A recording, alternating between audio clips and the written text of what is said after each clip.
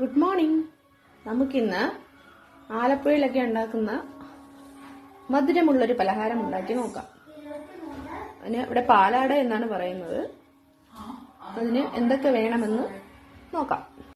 ഞാനിവിടെ മിക്സിയുടെ ജാറിലേക്ക് മൈദ എടുത്തിട്ടുണ്ട്. ആവശ്യത്തിന് എന്തുമാത്രം ആവശ്യമുണ്ടോ അത്രയും മൈദ എടുക്കാം. അതിലേക്ക് 2 മുട്ട പൊട്ടിച്ച് വെച്ചിട്ടുണ്ട്.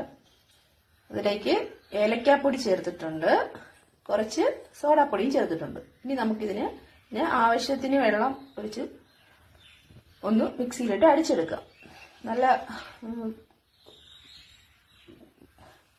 ലൂസായിട്ടിരിക്കണം മാവ്.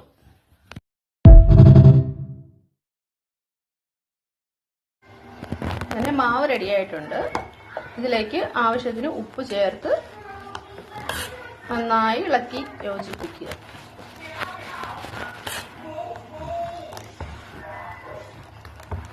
ഇനി നമുക്ക്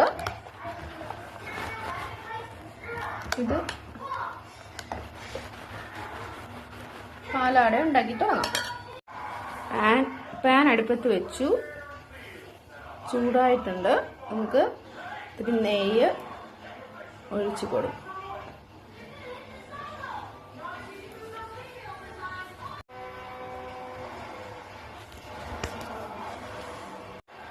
നമുക്കിനി തിരിച്ചിടാം.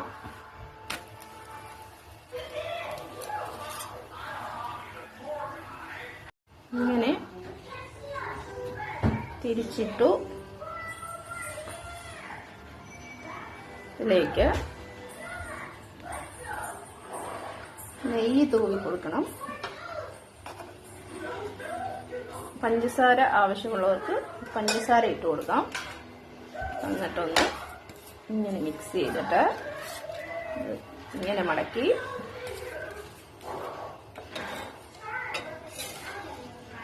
നാലായി മടക്കി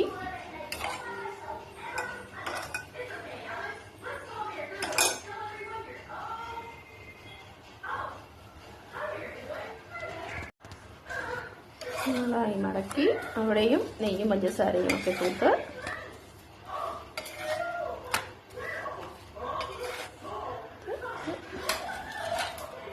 വെക്കാം.